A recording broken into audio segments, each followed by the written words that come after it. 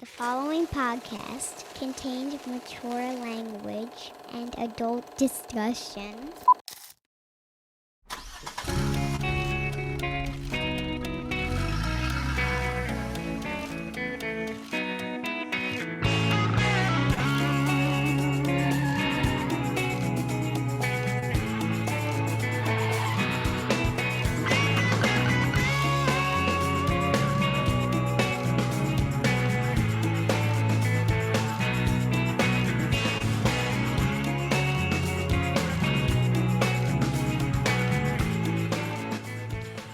Right, it must be Monday.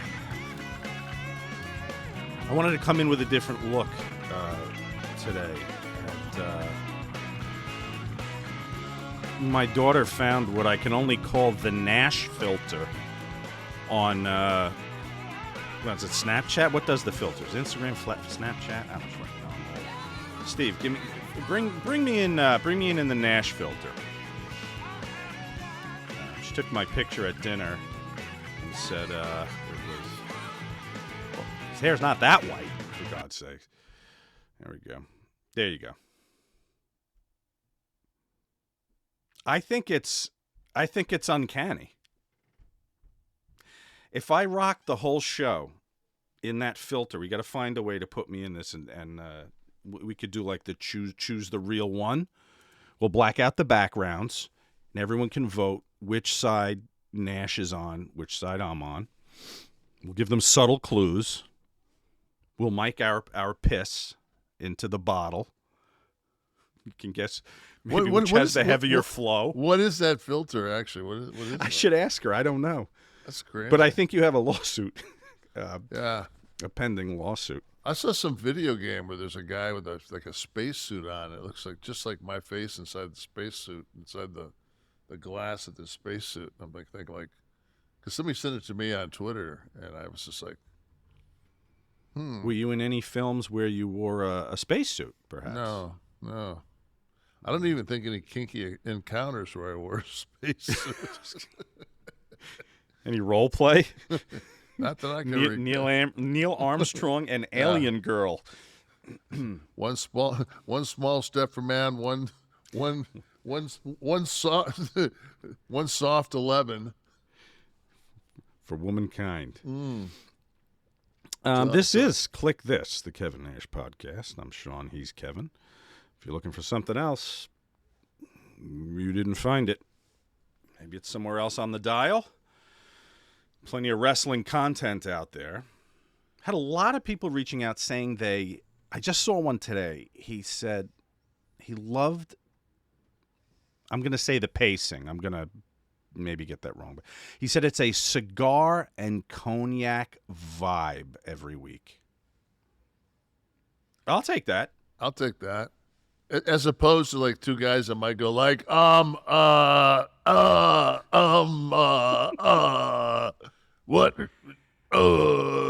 I don't know what they were listening to. Yeah. I don't think it was our show, though. Well. There is more feedback. Cephalou63 said, I enjoyed this show. I always thought Nash was arrogant. But getting to see him with his guard down shows that he was working. It's nice to see guys like that. God forbid. I think he means that the arrogance was a work. No, I always said that. I said, God, man, like, it's like the whole vanilla midgets thing. Like, you can only get away with that if you're a 7-foot guy. So you say it, and then of course nobody else. Like, what you're basically saying is, I'm playing a heel right now, and I'm going to go and basically take the average male that's 5'9" and say that that's just genetically just sewer water. Yeah. And then what? So how many? I mean, so everybody 6'6" and above is going to be like, yeah, I see where Nash is coming from. all 11 people. So I used to always love when I'd walk through the airport and it'd be that guy that'd come up with you. And, he'd actually be traveling with one of those shirts on that had his name, with a round circle, like he just got done welding or something. The Pipe Fitters Union Yeah. outfit. He'd walk up to me and go, "Hey, man, how tall are you?" I'd say 6'10". "What you weigh?" About 305. "Yeah, I got a cousin about 2.5 feet taller than you, weighs 900 pounds. I'd be like, "You know what, motherfucker, every flight I'm on, somebody's got somebody in their family. I walk this planet every day. I travel 300 days a year. I see maybe one guy my height, and he ain't white." You know? So I saw Rasheed Wallace one time in the Atlanta airport, and I said, okay, that makes sense. Rasheed's 7 foot, but he ain't a white boy. Is that what you most commonly get from the general public about your height? Like, how tall are you? Like, from grandmothers and shit? Like, is that the go-to, your height? It's like, God, you're a big one. Or the one when you walk in on a plane and the flight attendant says, "Watch your head." Oh yeah, but everywhere probably, right? Because you know what? When you've got fucking not a ounce of pigment in your body, you've been on this planet 60 plus years. God, I mean, if I don't have, if you looked at my forehead and it looked like fucking like flares, you know, you might need to be told to watch your head. Yeah. But obviously, I've got this down because I don't like when people stand like this far apart from each other to get to get in the plane. Yeah, sure.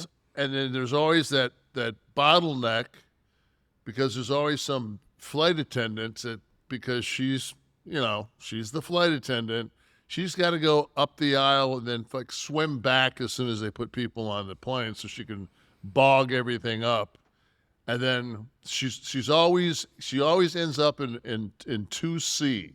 So she decides she's going to pull in at 2C, and that's where she's going to let the people go by. And I'll be standing there. She'll be like, "Go ahead." I'm like, "Lady, if I was walking any further than 2C, I wouldn't be getting on this bitch. You're in my spot. I'm in 2C. Right. I'm in first class." Yeah. I hope you have an emergency exit. No, bitch. If I had an emergency exit, I wouldn't be getting on this. Do you debate her about the bulkhead? At that point, do you talk about the bulkhead? I had another experience today. What happened? So I was supposed to go to I think it's Montgomery so this guy is wants me to do this Comic-Con thing, and I said, "You know what?" I said, "It's a small market, it's one day in and out." I said, so we've been talking for I mean, it was been set up for a while, and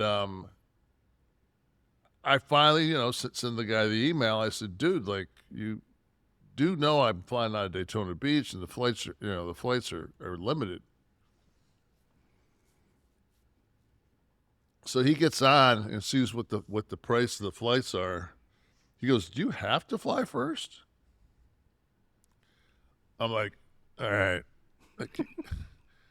I got a guarantee with this guy that's pretty hefty."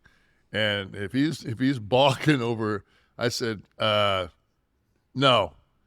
I said, "I don't have to fly first class." I said, "As a matter of fact, I don't have to come to Alabama."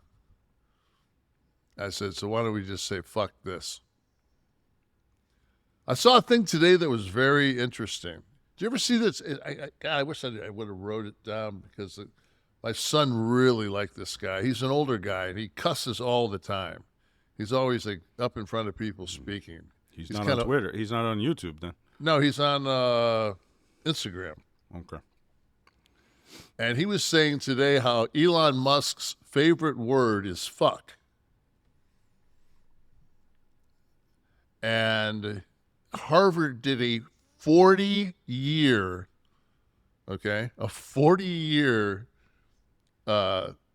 study, and the most productive people in society are the most that use profanity at a much, much higher level. Well, then now we got to drill down. And now, did they expand on why they feel this is the case? I'm feeling good about myself and you. I am too, because I always thought I'm like, but if you think about it, how many people do you know that are really that are just F-bomb majors that are very, very few of them are like, you know? I don't know. I could see some of the chicken wing militia crowd out in the hills playing with their guns, maybe being a little foul-mouthed. But they're not going to. It's not going to be a part of their. It's not going to flow. It's going to be a pronounced "F you, get off my effing property." It's going to be that, not. There's no creativity. They're not using. No. I'll have to find. I'll have that for next week. Yeah, I'm gonna have to. I mean, I was taking I was taking a deuce down the street before I made my drive today, and I came across that. And it was, trying to pick up a couple of things we could talk about that might be funny, and I saw that, and I just was like, and I was just like, I had to watch it back. I watched it back, and I'm just like, I did hear that correctly. Yeah, I'm actually a little puzzled by those that are so offended by profanity. I'm not talking about slurs or like ethnic insults. I'm talking about just the use of profanity as exposition, as colorful language. I never really reprimanded my oldest daughter for using the words, because I was very free with it too. Yeah. My little one doesn't curse. Actually, she did. She slipped and said shit one time, right? My wife looked down at her, and she looked up, and she goes, she was 9 at the time. She looks up, she goes, "Oh, Mom, I forgot to tell you. I started cursing yesterday." So she let us know. It was scheduled, apparently. Right. And it was just time to begin, she said. That's the least of my worries with my children, that F-bombs fly in my house. Well, I mean, when Webster actually put it in, the dictionary, as I mean, if Webster's going to put the F-bomb in the dictionary, I was watching the newest one is it's like the word that got the most traction over the last year is gaslighting. Yeah, that was an outgrowth of the last administration, and actually the virus. There's a lot of gaslighting accusations flying all over the place. Yeah. Not that anyone in the administration was gaslighting anyone. I'm just saying that's when I first started hearing the term a lot. So you know how we always get that labeled thing, where well, you libtards and you this and you that, and you always come across and you always say that I'm not Democratic nor Republican. I'm I think you kind of have like an independent kind of a. If you could have an independent party that would do anything, I would say I was independent. Right. But I mean, I'm a registered Democrat, but I voted on both sides. Right, and I have too, and I'm a registered Democrat. But when you have the ex-president with Kanye and baby Hitler at his Thanksgiving dinner, I'm like, you see, like. But he released a statement. He said he was tricked. He didn't know who the guy was.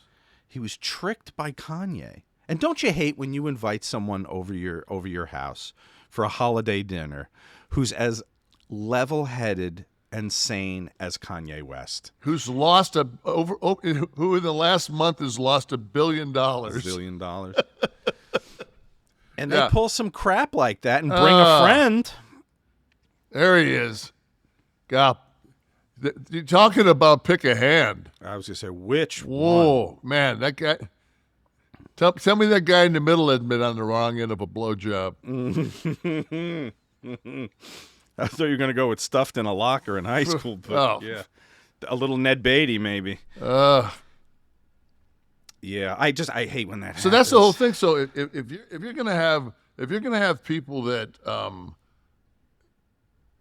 and that dude, like, he's a Holocaust denier. They've all been anti-Semitic. Trump has already pointed out the fact that there were fine people on both sides. So if I have to align myself with that party and go I automatically have to go the other way. On just that function alone of if you allow or believe in any of those things, you know, I mean, they had things about like Trump saying he's got black guys counting his money. He'd much rather, it drives him crazy. He'd much rather have a guy with a yarmulke counting his money any day. That and he says, no, I never said that. And then there's like the thing, and he said in 1999 in Playboy magazine, he's quoted as, probably said that. Well, it was a different time, like the Jerry Jones photo from 1954. What was the date on that? It was different time in 1999. I guess. Well, and I don't know about that, because when I went over to Europe and went through Dachau, I think that was 80. So I don't know. I don't remember like coming out of there and going, "Hey man, let's do shots." Yeah, what wasn't far enough away. Not enough distance. Joe Wilson, 95.29. Waking up with Kliq This and my breakfast of champions: caffeine, nicotine, and THC. Great day, gentlemen. There's So what do you need I don't get the nicotine if you're smoking weed. What did you get an absolute tar deficiency? The lungs are a little too clear after your joint. Yeah, but you know what? Now, he may be ingesting the THC in a different way. He may not be smoking. I can't see anybody that smokes cigarettes not smoking weed. Right. I can't see him going, you know what? I'm going to go ahead with the tincture on the THC because it really affects the menthol. Well, a bong hit, maybe the little water pipe action wouldn't. I was a wake and bake bong guy. I used to like to do the single hit bong. You know, it was like wham, there it was. You knew exactly what you were getting. Yeah, but on the road you couldn't. You had a roll on the road. No, right? no. I mean, on the first 3 years we could smoke. The 3 years after that we couldn't smoke. WWE had the no steroid, no marijuana, no. But how did you? So you could travel with a bong? No, I'm just talking about college. Oh, yeah. No, but I'm saying on the road in wrestling, you'd have to roll, right? You couldn't. Yeah. You had to use papers. Or you ghetto it and do it. Take a soda can and make a little pip. I did. Yeah. I was down the shore at a party one time, and we were without sufficient accoutrement, and so one of my buddy's girls cut a peach in half, popped the pit out, packed the goddamn peach hole, and jammed a straw from the bottom. So it was just a peach bong. One of my favorite people to hang out with on the road, and I've never got that much of a chance to, but it's a guy, Chris Masters, the Master Lock, and we were signing somewhere in Jersey, and he did that with an apple. He made a pipe out of an apple, and I guess it's a thing. And he and I got whacked, and then ended up at Lookers drinking Coronas, and I mean, it was one of those like good signing, like a couple hours. We went up to the room. We got baked, got our bags, went to Lookers, and then went over to Newark and flew out. I guess I heard Lookers. I guess you were here. Yes. Up my way. There you go.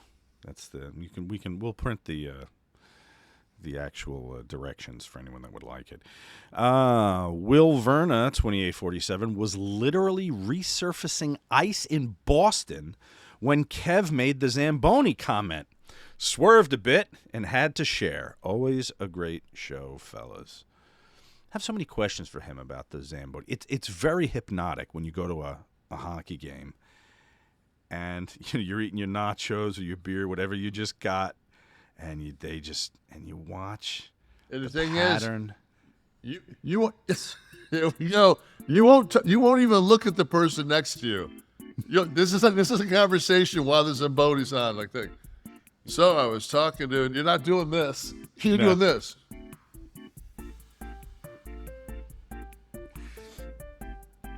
Well, fortunately, the NHL's gotten a lot cooler with their music. And is that Serge again? Sergio Mendes. Titans Rule 72. F the haters. Don't change anything about the show or its format. Best thing going today. I think so. There's places you can go for the armbar. I told you this last week. It's not getting Whatever happened to the Brazil 66? What is that? It was Serge Menendez. He was remember the Brazil 66? It was like that same kind of Yeah, okay. So area. what was the big song, the big instrument? You see the Tijuana Brass. that was Herb Albert. Yeah. That was always like the dating game and all those. Herb Albert and the Tijuana Brass, right? Wasn't that? My son got into like a period where he was like he had a bunch of vinyls upstairs that were all at that bossa nova, like short and sweet and kind of sexy, the girl from Ipanema. And I'd be like, you walk upstairs, you're just like he'd be up there getting rifled, getting stoned. I was gonna say, and I'd be like, I'd be going to take a left to the master, and I'd be like, fuck man, I'm knocking on his door. What are you doing? I'd say, you got a pipe going? What you got going in here? Here, Dad. Like, hey T. Hey T. Thanks, bud. Catch up a little bit. Give me that 5 minutes to catch up, then all of a sudden you're just like laughing and talking nonsense. You're like, yeah, I'm baked. So. Brian McNeil, 9872.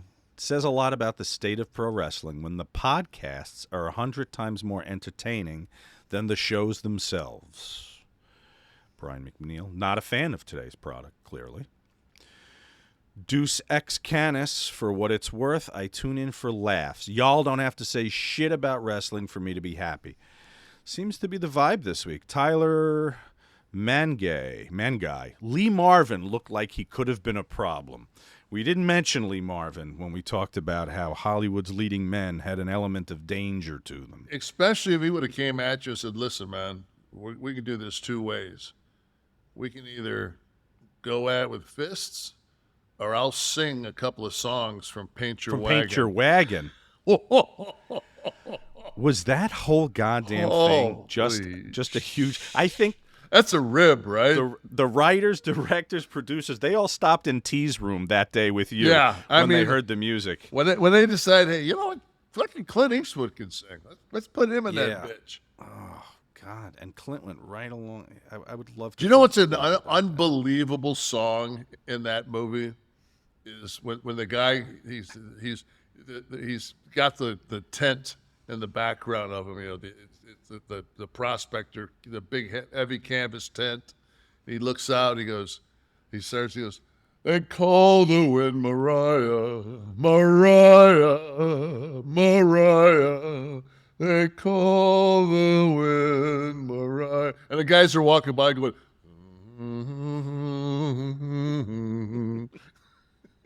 it's just like, what the fuck? That was just your audition for Hadestown, by the way. We're gonna threw it out there, man. Just isolate that and send trying it to your get agent. some work. Maybe they'll fly me first class. Did you Did you catch Survivor Series, the War Games match?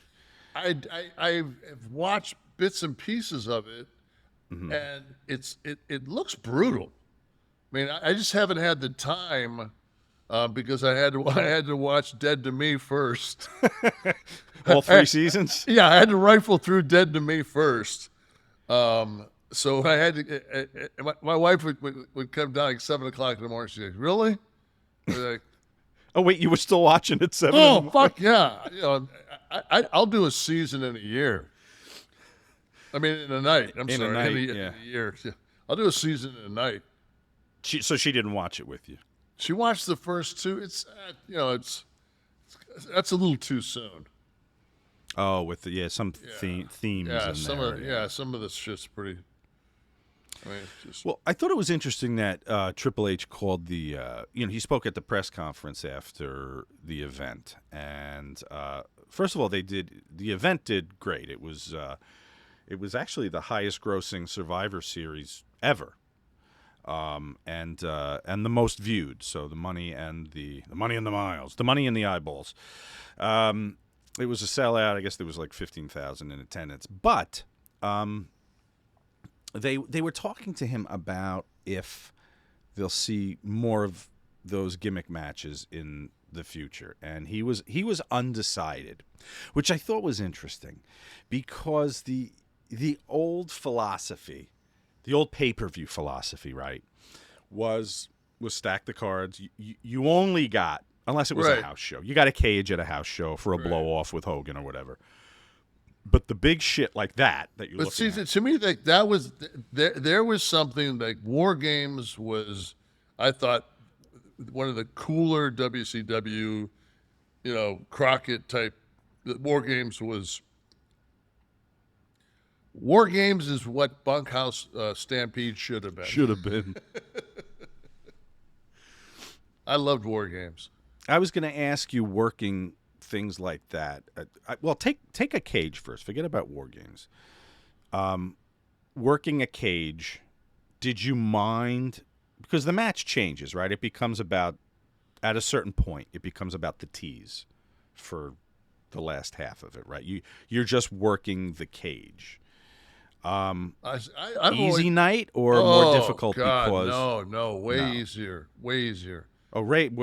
Okay. Way easier, because as soon it's always it's the Jake Roberts psychology of, you go to get the cage, guy blocks it, boom, you go to give him, he blocks it, then you go away from it, and so it's working for that first time somebody goes into the cage. Mm-hmm. But once you go into the cage, then it's like the pace slows down so much, because I always, and this is what one of the things that where I thought Bret and I had such good psychology together was, we always imagined, like when you played the old school video games and it had the your lifeline, and every time you hit something, the bar goes down. Yeah, so as soon as you hit that cage, it was like it cut in half. And and you immediately had to, you could only go so long, and you'd have to get the bit. But most of the times the heel hits the cage first, and then you ball shot him or whatever. He goes up to the he throws you in the cage. He starts to climb up, and then you sweep his legs, and he does the ball shot on the top rope, but he still hasn't went into the cage. Right. And then you keep working them. But finally, when you pulverize the baby face in the cage, that's usually where he gets color. And now he gets color, and the people are like, oh my God, he's going to lose. He turns it around, then the heel gets color. Now you both got color. You're working back and forth, and then I like those cages much better than that blue one. I was going to say the blue, the Bundy cage, I call it, right? That's the first time it surfaced for WrestleMania 2. Yeah. I guess because I think I asked King on the show one time. He couldn't was climb. it for your feet that you Yes, could get your feet? his feet were too big. So, and Hulk's got some dogs, man. Well, but he worked the mesh cages for years before that, before they had the blue one. But now, okay, so right, the cage is the ultimate weapon, right? It's the depleter. It depletes the bar, right? But now, when you have to do the gimmick where you're trying to get out, but you can't, and the other guy's down, so you're timing your climb with, I guess, peripheral vision. When is he starting to wake up and come out of the cell? Are you going too fast? Because then when you get that leg over, you just have to drop. So you gotta like, okay, I'll just. I remember slide the first time Scott and I had a cage match, and I was the heel, and I was in there first, and it was the blue one, the blue cage, and I could stand in the corner, and I could put my hands up and grab the cage. Oh my God! So Scott walks in the thing. And he looks at me. He looks across me. I can see his face go like what? Like he said, and as he said, "What an optical of Jesus! Like this dude's already halfway out, and he's standing on the canvas." It's like a kid. The cage is like a kiddie pool for Nash. So we had some fun. We had a lot of fun doing those. But we would always do the one where you get up on the top rope, and I do the barrage. Like I do the stuff that I would do at like the back, but I just do it against the cage, But I see my whole problem is on a lot of these things, like you watch guys like set up, and so they're going to take somebody, they're going to do a move and take him back into the middle of the canvas. Off the top rope with by using the cage, and these guys like put each other in position, like the one guy's instead of just picking the guy up and giving him a belly to back, it's like because they want to do some springboard bullshit thing, the one guy's like got to put his arm here to put this here, and all of a sudden it's just like Jesus, man, it took 3.5 minutes to set the damn thing up. Like, could you make it any more of a work? Like, why don't you just make it a damn, Chinese wire movie? Well, that's like we talked about the assistants. When you can see assistants in a match, you gotta reevaluate that if you can see someone help. I used to hate that when they had that era where they had the, roll through something and the guy would grab his feet and flip it, and it was like you could just tell that it was like Cirque du Soleil. It was like a choreographed tumbling routine. Yeah. I mean, it became the flip-to-do stuff became a big focus. That's why I always liked the big guys being in there. A little Kamala, who we're going to see later today, by the way. Nice. I always preferred a lot of variation on style on a card, and but listen, when you had like fucking Dynamite, or when Tiger Mask would come in and do shots, that shit was great, but it was Dynamite was so far ahead of his time. Yeah, but it was one spot on the card. Yeah, it wasn't 4 matches because it would obviously deplete. It is it's the 5th. It's Monday the 5th right now. So you know what tomorrow is. Tomorrow is the big Kevin Nash watch-along. Here it is, baby. It is, I'll tell you, this is getting some traction online. I don't know if you've been looking around. It is all over the place. And for anyone who doesn't know, if you live under a rock, you got to go over to adfreeshows.com. I want to make something clear. This isn't changing. We're still here every week. We're still doing this. But if you want something a little extra, you can join us for the watch-along tomorrow night. Adfreeshows.com, $29 level or higher. Get to sit in with us and have watch Kev's commentary on the match. And then if you and leave your money on the dresser. Yeah. If you're a top guy, leave your money on the dresser. Yeah, and you're a top guy. Top guy level gets to talk to Kev, gets to ask some Topper. questions about the match or anything. I You wanna- said, Type of, not a bottom. You're yeah, a top well, guy. Yeah, you got to be a power topper. Kevin will bottom for you tomorrow, but that's it. That's I did say, they asked me for a quote. The PR company, Derek Kukulich. Did I say the name right? I'm sorry, Derek, if I didn't. But I did say that fans having access to chat with him can and probably will go everywhere topically, from clotheslines to cannabis to Congress. So we'll be here to talk about whatever you want tomorrow night. That's if you're listening live. I promise you, I'll be more forthcoming than McConnell or McCartney. You'll get answers. Yeah. Excellent. There's no place for that. Whatever. But okay. Don't want to lose the base. The rats in northern India. Did you see this? You sent me. This is unbelievable. Rats in northern India have been accused of eating hundreds of kilograms of cannabis seized from drug dealers and stored in the police warehouse. Now, the quote from a court official in Mathura, Uttar Pradesh said, quote, "Rats are small animals, and they aren't scared of the police."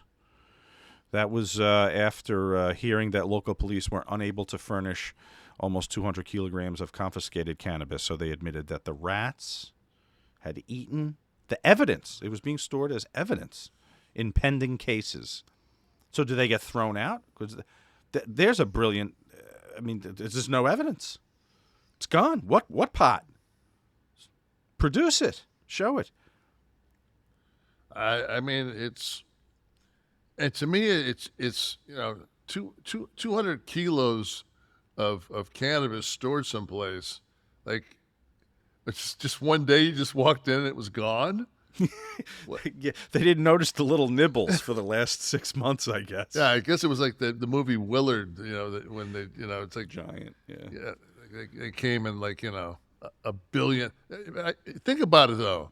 If everybody in India's got like say 100 rats per person, shit, that'd be like a half hour it'd take to eat. It was like a frenzy when word got out. I've been to India a couple of times, and it's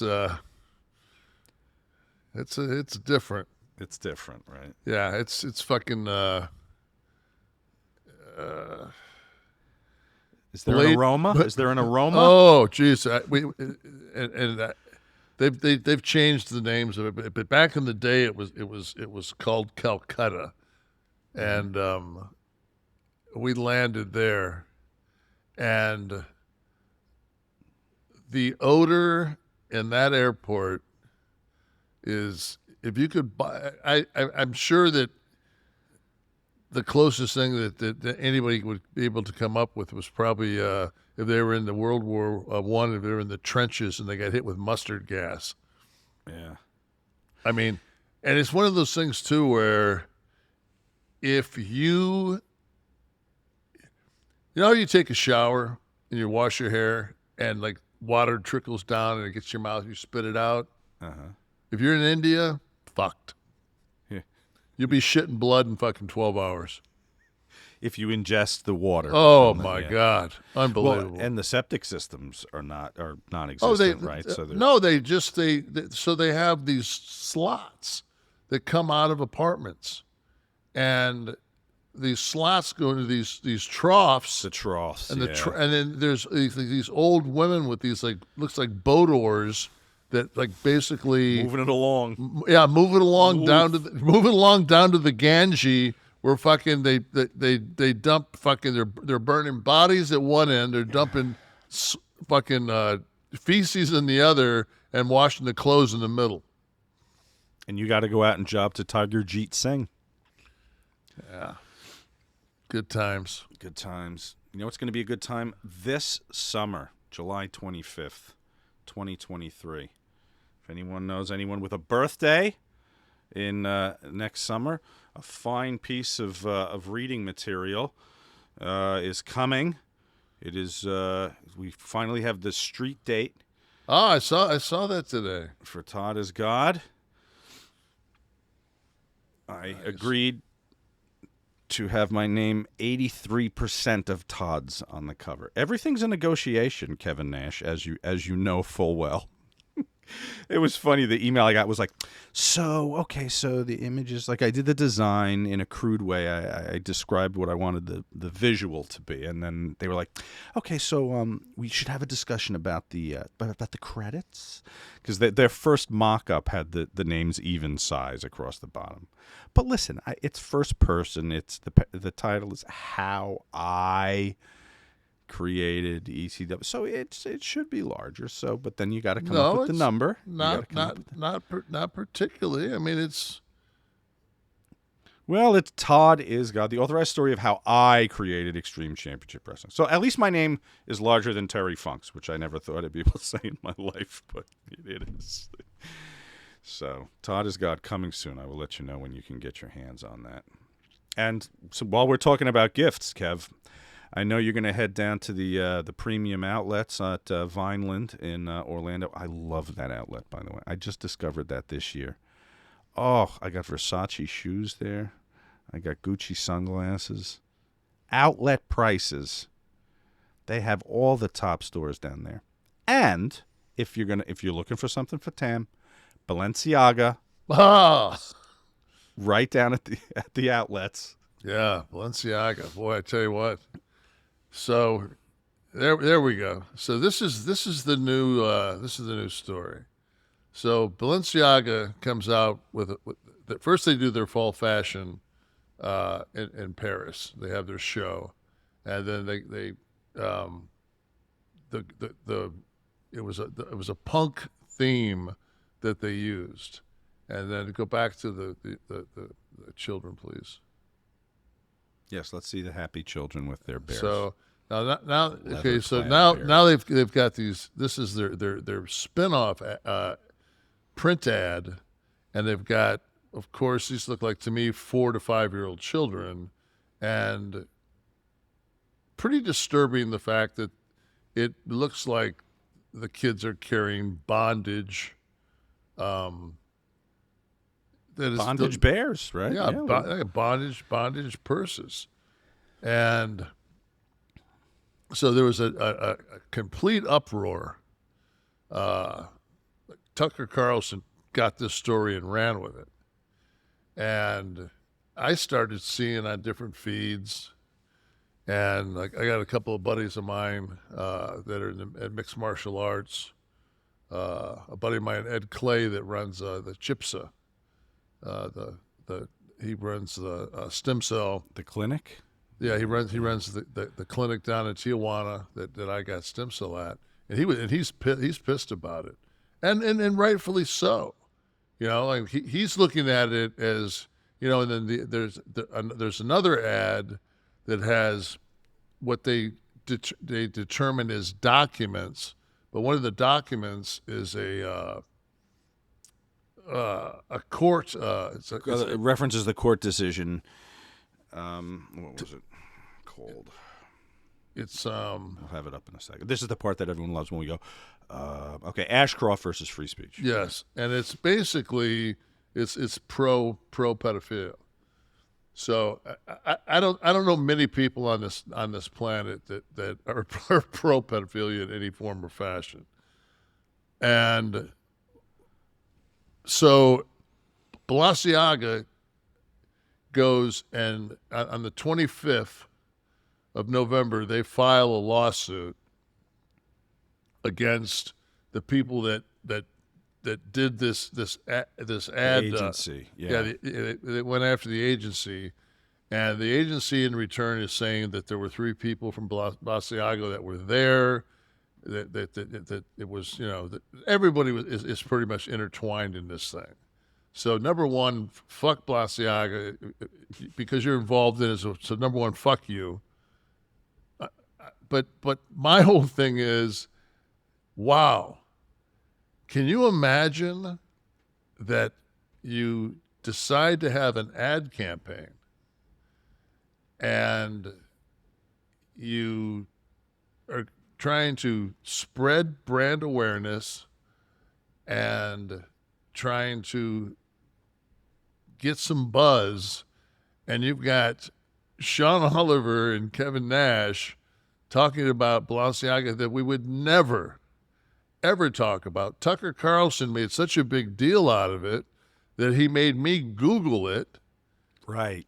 And it's like everybody fell into the trap of exactly, it was a fucking ad campaign, you morons. And what did you guys do? You gave them free. You gave them free air, free time. You let everybody know who this is. And guess what? There are people out there that just because they don't like Tucker Carlson will go buy a bag. Mm-hmm. Will go buy sunglasses. Well, it's like, man, you got to think before you just become outraged. Because number one, when I first moved to Europe in the early 80s and was playing ball over there were naked women on advertisements on television like it was nobody's business. Right. It's a very, very different culture. Now that we have went so far, I mean, at this point right now, I would say that we're almost like the pilgrims.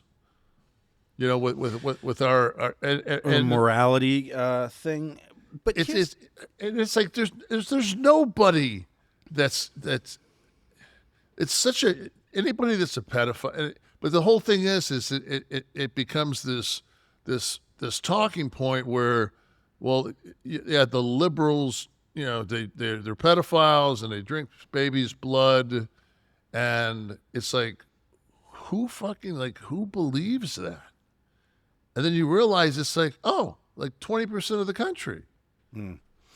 Well, as people are indignantly, I don't know for a fact who Tucker Carlson voted for, but I'm going to guess it's the guy who said he enjoyed walking up to women and grabbing them by the pussy.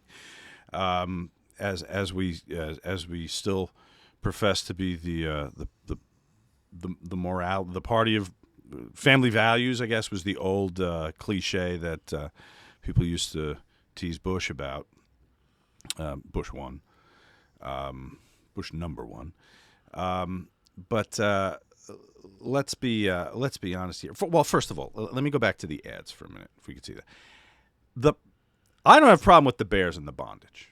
Okay, I kind of like that. I think they should sell them like that with those outfits. But just put adults. Put adults with the bears. The problem was the kids. There's an actual picture of that same bear somewhere on the internet, and you can tell that it's a fashion. It's just the bear being held. You can see there's a picture where there's a lean leg that looks like a model with a heel on, and it shows that she's carrying that bear, and it's during the fashion week in Paris. Mm. That's where it should have stayed. Yeah, you know, and. Yeah, there we go. Right. Okay. But yeah, still, I mean, if you look at that, provocative. But that's what the runway is supposed to be. Go back to that. Doesn't she? Maybe she doesn't have heels on, does she? She's got sneakers. Yeah. Yeah. So that's. I mean, even that.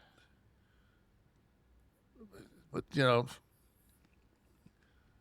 The bear bondage doesn't bother me. It's the kids in the photo. It's the kids but like you said, you have to do stuff to cut through the noise. Yeah, I have no doubt that there was and this is speculation. I've not talked to anybody at Balenciaga or the ad agency or the photographer. Everyone who's blaming each other. But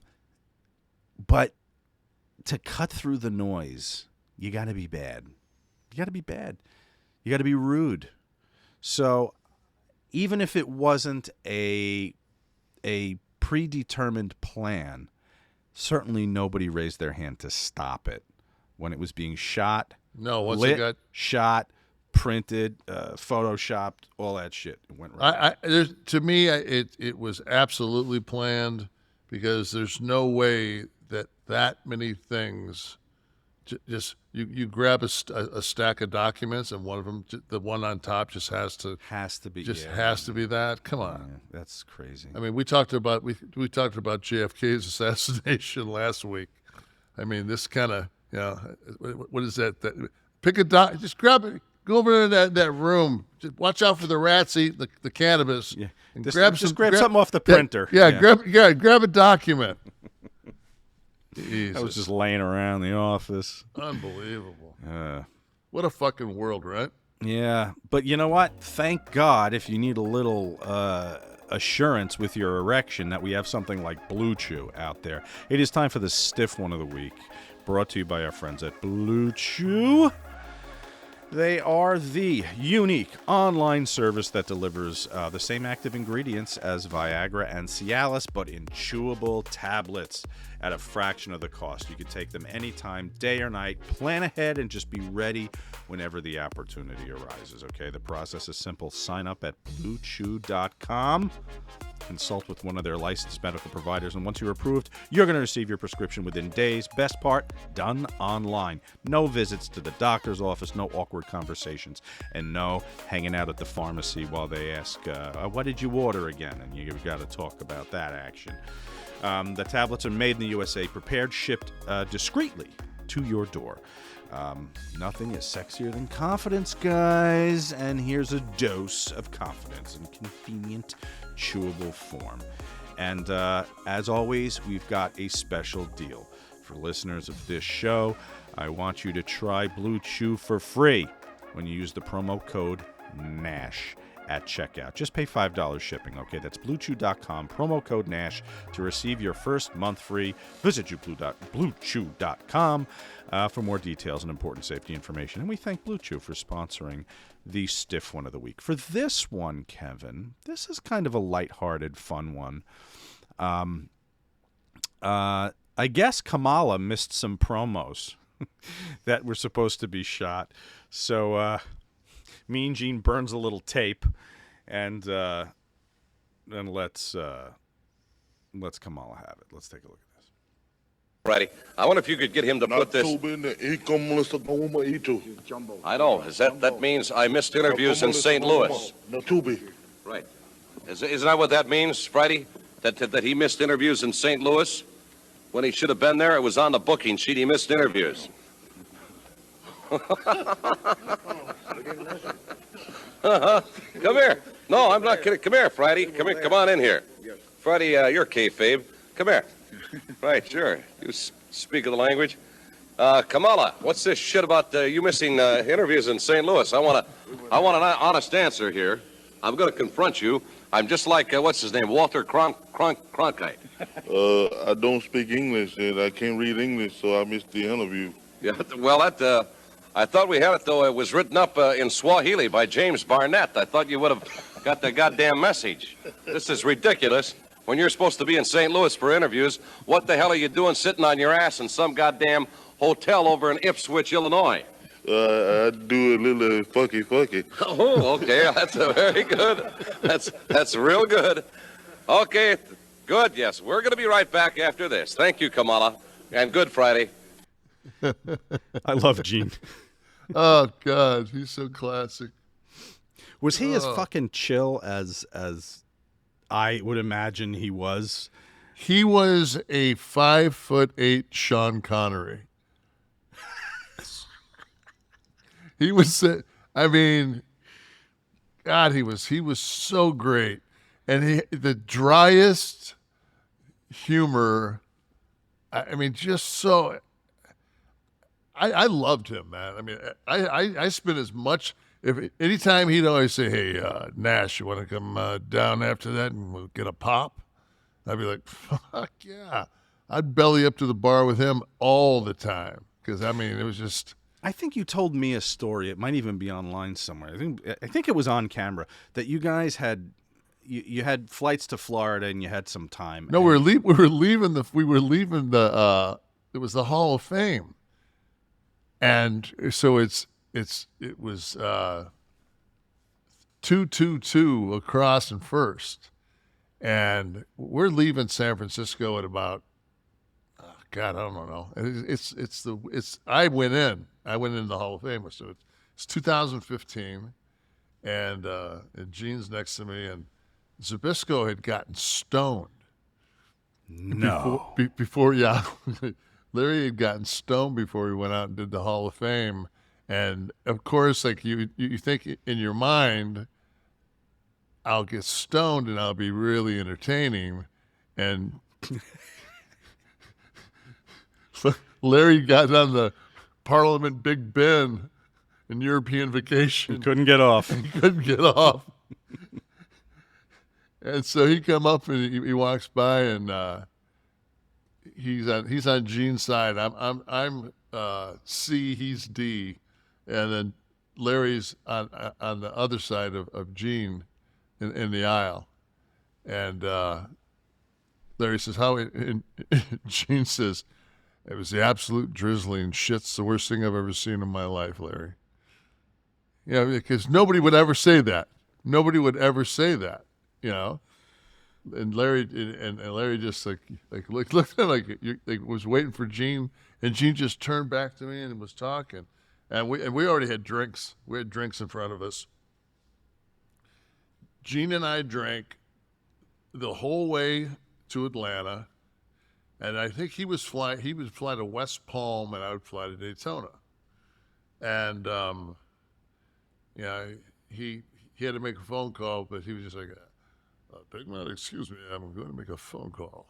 And he went out and made a phone call, and we walked down to the I still call them crown rooms, even though they're sky lounges now. Mm-hmm.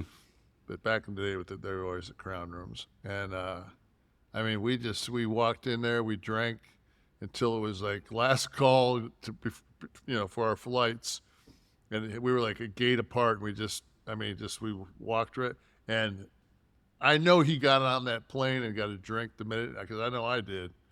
And I got into Daytona Beach. It was one of those things where I walked out. I walked down the ramp. I didn't walk down the ramp, but I took the escalator down to baggage, and you're standing there, and now the whole that's when it hits you, like, holy fuck. Like, so that was one of those ones where you pull up, and you don't have a garage door opener, so you're banging on the hurricane shutter, and your wife's like, "What the fuck are you doing?" I'm like, "I'm fucking hammered. I had to take a cab home." Like, that's when you know you're finally an adult, is when you don't get behind the wheel. If you're, it's like, no. Well, I picture Gene a Scotch drinker. Is he a Scotch guy? He was at that point.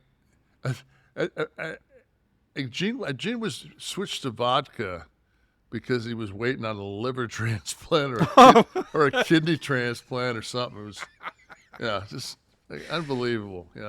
Don't use Kliq This for medical advice, everybody out there. Just a disclaimer. But he was. Kevin, I'm going to be switching to vodka while I wait on this kidney. Just made the call real quick to see if any came in, if there were any motorcycle fatalities overnight. I've got some time. I remember one time he was we did those face-to-faces, and it was Sean Waltman was wrestling somebody, and the other guy took up way too much time, and Gene said, "Well, 1, 2, 3, kid, you're a breath of fresh air. We're out of time." That was the ongoing thing where Sean was a breath of fresh air. And of course, the 1, 2, 3, kids, a breath of fresh air, and we're out of time. And like he left shortly.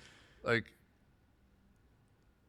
I don't know if I was there 6 months before he went to WCW, and they put Stan Lane in that spot. They put a couple of different people. They brought in the guy that did that followed Richard Dawson that committed suicide. Oh, Ray Combs? They brought Ray Combs in to do face-to-face. Oh. I think maybe Jacques Rougeau did a couple. Like, nobody could. It just, with Gene, it was Gene was just seamless. Yeah. You know who could have? I would have put Fink in that spot. I think he probably could have pulled. Fink would have been too, because it was too conversational, and Fink was too. It was so funny because you're basically like we are is how it looked. You know, the two shot. Yeah. With different backgrounds, and so it looked like you were somewhere else, and of course Gene was at the control center, but you were basically with a fucking piping and a cloth between you, and anytime like somebody would just lambaste you, you'd go fuck you. like there's no way. It's like no, you ain't like no like you get the guy would bury you. Perfect would always do that. Kurt would be like. You'd bury Kurt, and Kurt would go, suck my dick. Use that. And they'd be like, okay. You have a funny one. It's not an outtake. They used it. I forget the reference you made, but it was you and Bret doing one together, and you cracked him up with some reference, because Bret's always like this. Yeah. But you cracked him up with something, and he broke, and he laughed. I'm going to find it for next week. That was for Survivor Series. It is time for Florida Man or Jersey Guy. It is time for you to continue to defend your record as you get your emphysema going over there. Jack Klugman, suddenly my co-host. All right, here, 2 headlines, real headlines. One from the fair state of Florida and one from up here in Jersey. Man arrested after reportedly burglarizing home of families attending funerals. If you need a new level of low, folks... You have it. And man charged with threatening to shoot his neighbor for farting in front of his house. So man arrested after reportedly burglarizing homes. I'm going to go with Florida man for shooting somebody for farting, because Florida man wouldn't be smart enough to look at the obituaries to coincide with the houses that would be empty. We got you this week. Wow. So... Florida man Ronald Rose had been arrested for at least 10 burglaries, which he is believed to have committed after watching families attend a funeral. He knew the home would be empty, and he would run over there and burglarize the home. Let's see. Do I have a city here? He's West, too, so he's Volusia County. Okay, yeah. Could be, I think, Orlando. This might have been Orlando. Yeah. Okay. And then our friend, let's see here. All right, our friend appears to be from the Teaneck area. Daniel Collins pulled a .32 caliber revolver and threatened to put a hole in his gassy neighbor's head for tearing ass in front of his house. No, that's still Florida, man. There he is. There we go. He doesn't look like he's got gas problems at all. No. It always kills me when one of my childhood heroes like Jim Brown just goes haywire. Thought you were going to do John Amos. Could have went in a couple of directions there. Wasn't I? Wasn't I John Amos? You actually were John Amos. I was John Amos in the film. Kliq This, the film. The casting, go find that. I think it was episode 2. Well, the only thing more sensible to do than put a hole in your neighbor's head for farting on your lawn would be to get these damn subscriptions that you've got recurring on your bank account taken care of. And Rocket Money is going to do that for you, okay? Rocket Money. Are you wasting money on subscriptions? You don't even have to answer it. You know why? Because I know a statistic. 80% of people have subscriptions they have forgotten about, okay? Maybe it's for you. Maybe it's somebody in your family. Duplicate accounts. You've got an unused Amazon Prime account that just keeps accruing, or a Hulu account that you forgot you signed up for. Listen, this is a great app that I use. It helps me keep track of all my recurring subscription expenses, and because of it, I no longer waste money on stuff that I don't use. Okay, you might have even heard of it. It's before Rocket Money. It was called Truebill. Okay, but now it's Rocket Money, baby. Most Americans, that statistic is true, spend around $80 a month on subscriptions. They think when the total is actually closer to $200 for you folks out there.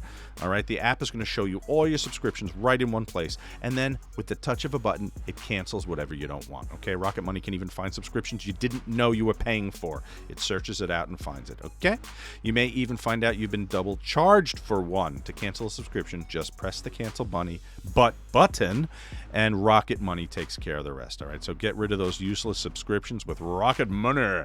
Go to rocketmoney.com/Nash. Seriously, it could save you hundreds of dollars a year. That's rocketmoney.com/Nash. Cancel your unnecessary subscriptions right now at Rocket Money. Kev, last week someone mentioned demolition, and we kind of got on the bandwagon that, yeah, I mean, it makes sense that they should be in the Hall of Fame.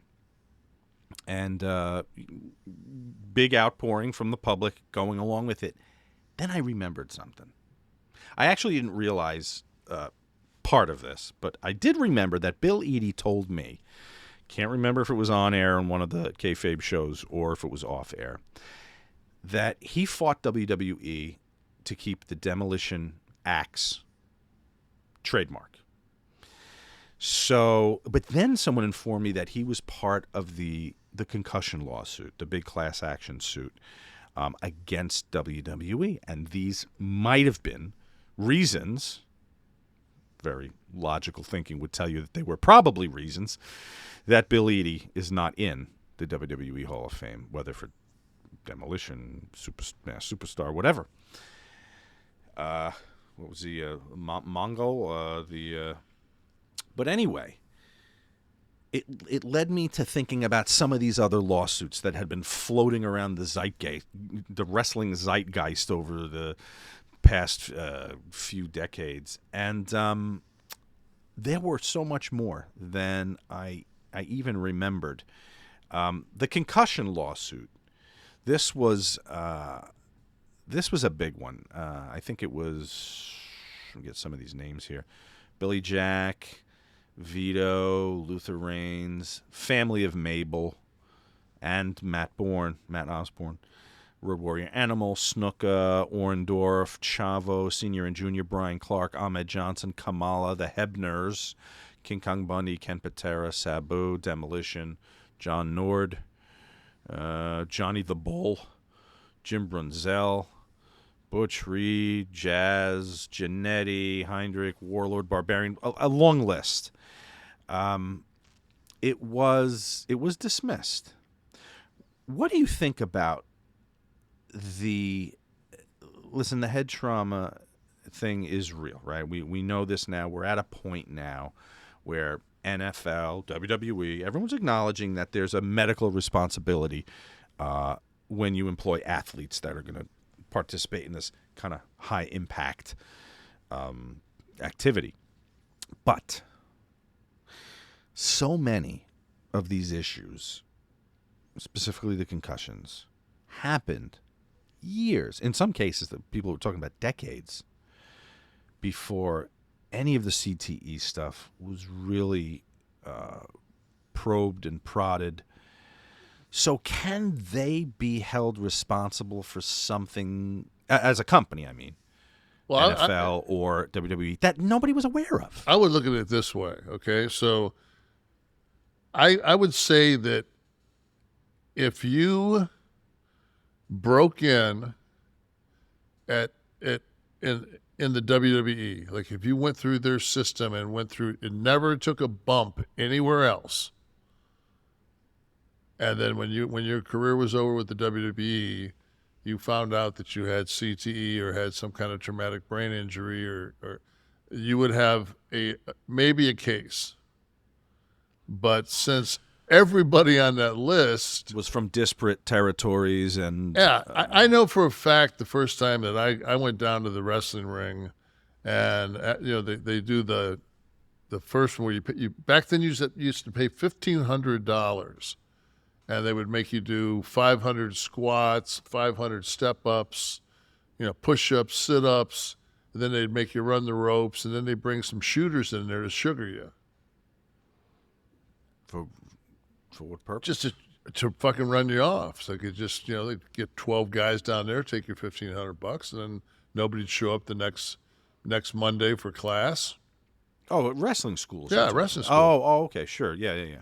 Yeah, but so I was, of course, I show up Monday down to this Quonset hut in Lovejoy, Georgia, and they're like, nobody's there, so I call the guy that Buddy Lee. That I said, I'm down here, man, and he calls Jody, and Jody says, well, who's down there? He goes, you're not going to believe it, man, the big one.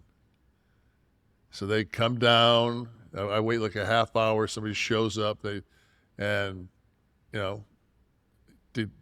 basically, Jody came down and we watched some tapes, and he just talked psychology with me. We didn't do anything the first day. And I was working day shift, so I would get off at the Cheetah and go down to this school, which was probably 20 miles south of the Cheetah. And but I remember when when finally we started getting some guys down there, and we would do used to do we had maybe 10 people, and you'd have 2 in each corner and a guy in the middle, and you'd come out and you would hip toss the guy, you'd hip toss people, or you get in a line and then arm drag 10 people and get in the back of that line, and you would do arm drags and hip tosses till it was a boxing ring with plywood, with carpet remnants for a padding and canvas. And I remember getting my bell rung like twice the first month.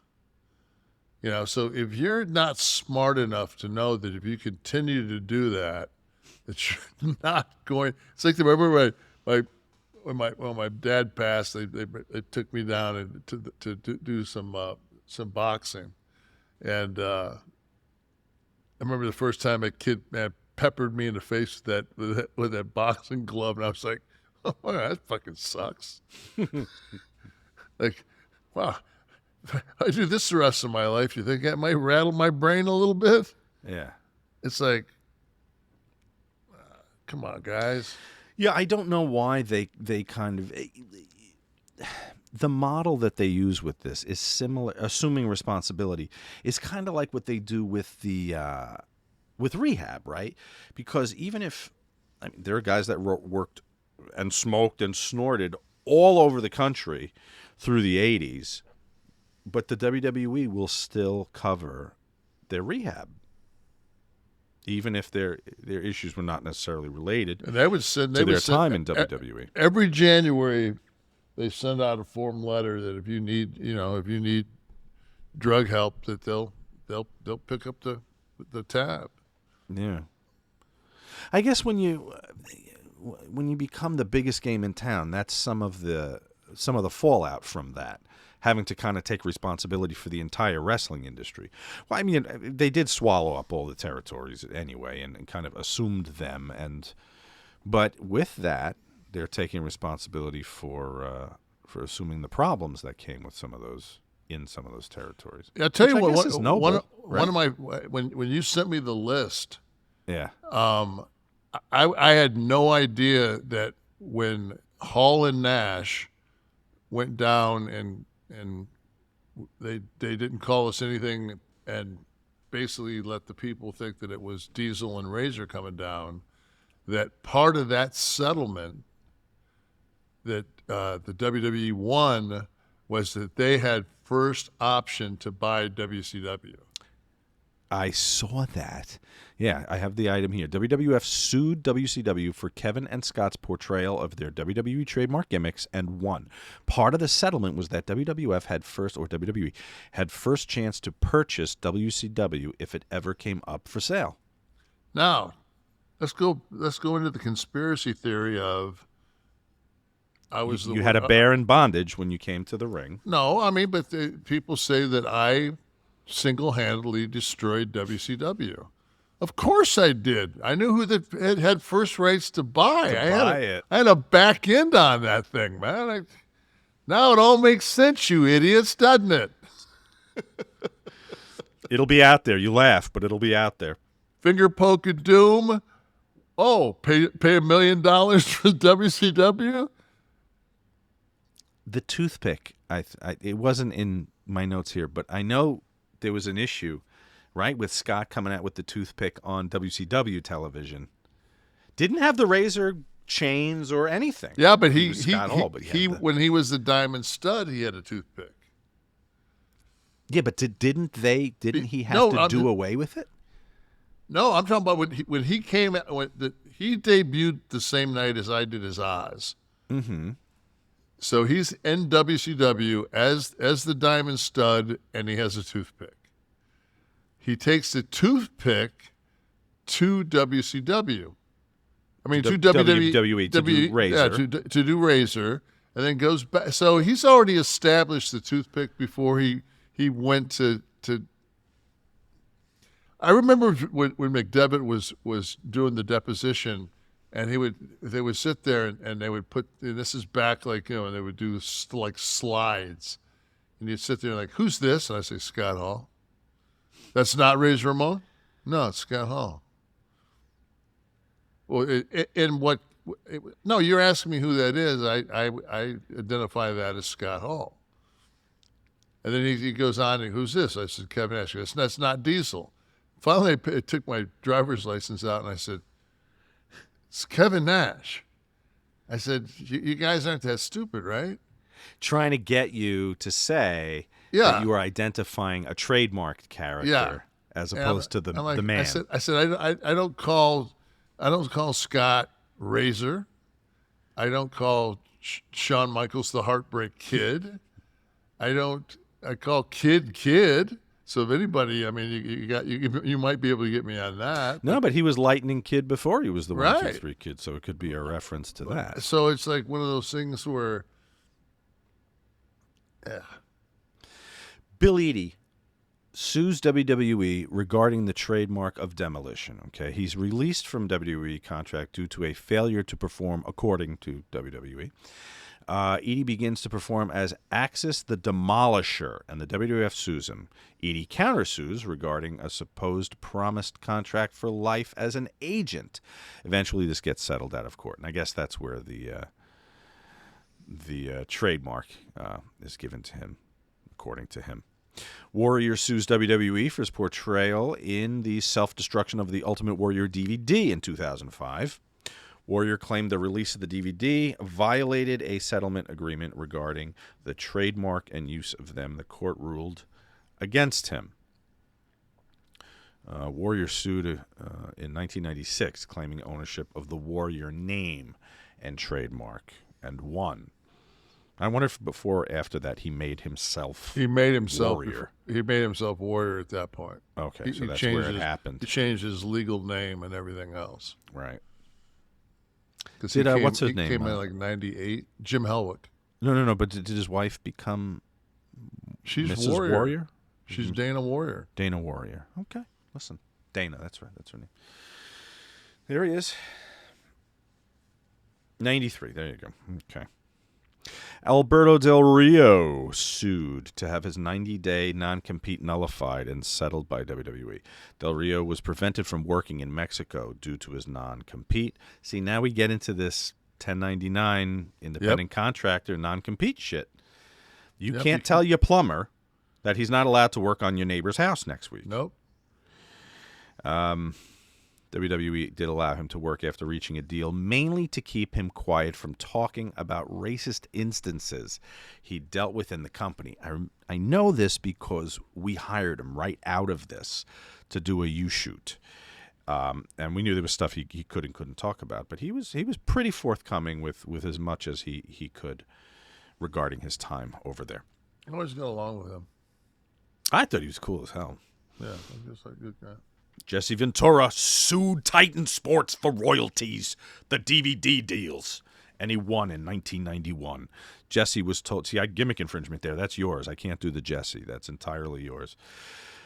He was told that only feature performers got royalties during his contract negotiation regarding videotape sales. Jesse finds out in November of 91 91, that wasn't true. He sues for $2 million, and he wins $801,333 from a jury, along with $8,600 in back pay. Vince was so mad he would go on to edit out Jesse's voice from all former broadcasts. What was the DVD deal for you guys? Was it a regular? I mean, it's not like a SAG thing, but Well, it was actually, it was VHS when I got there. that's true. All right, so videotapes. Yeah. You got videotape money? Yeah. You did. Okay. No, we got a whole royalty thing.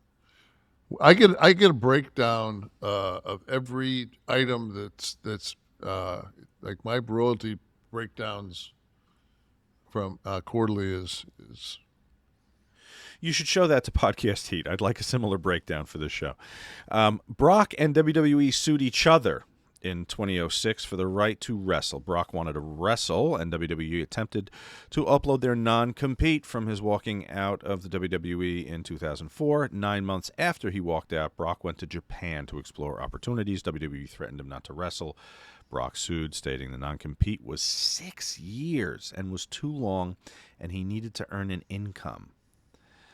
The judge rendered the deal dead. But a 6-year non-compete for an independent contract. This is madness. Contractor.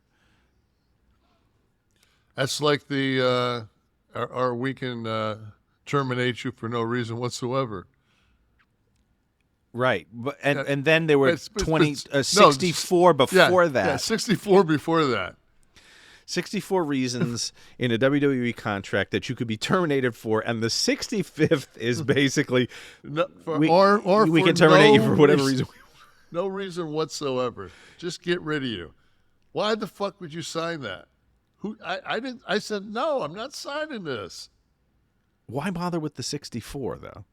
Why just have that one? We can fire you. Because see, the whole thing is anytime somebody sends you a 835-page document, you have to do one of two things.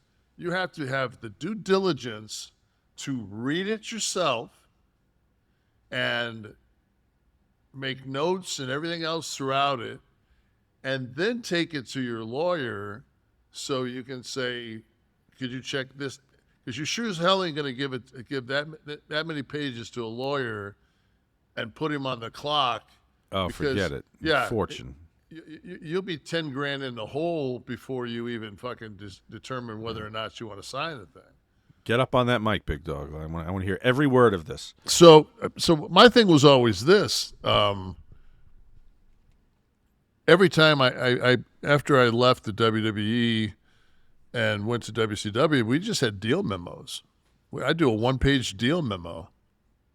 What do you put on it? Just the term, We the put money, how long, right? Compensation, Right.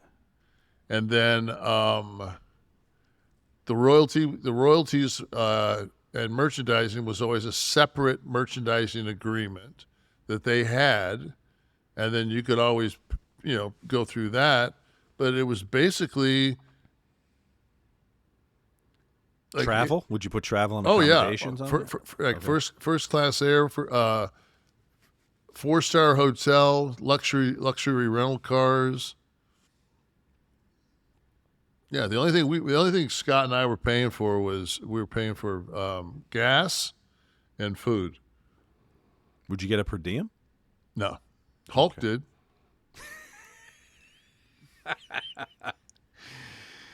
The Hogan contract. Charles Austin sued WWF for his injury in his match with the Rockers in 1990. He won $26.7 million. He sued that he wasn't explained the rocker dropper correctly, and the result of the move rendered him paralyzed. A jury did rule in his favor. $26 million. That was no joke.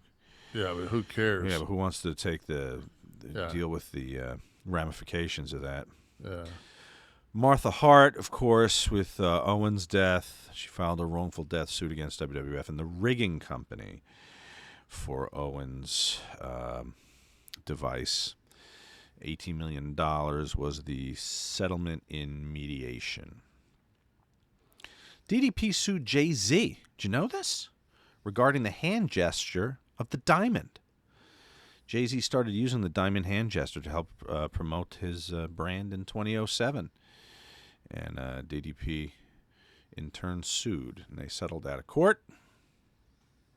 Wonder what that amount was. We'll have to call Dallas. I sued Universal Wrestling Company, which was WCW after they went out of business. Sued them for what? I sued them for merchandise. They never paid us any merchandise. Was that after they were assumed by WWE? Yes. So I just waited. I found all kind of, I'd go to stores and take, photographs and I'm talking about photographs, not off your phone.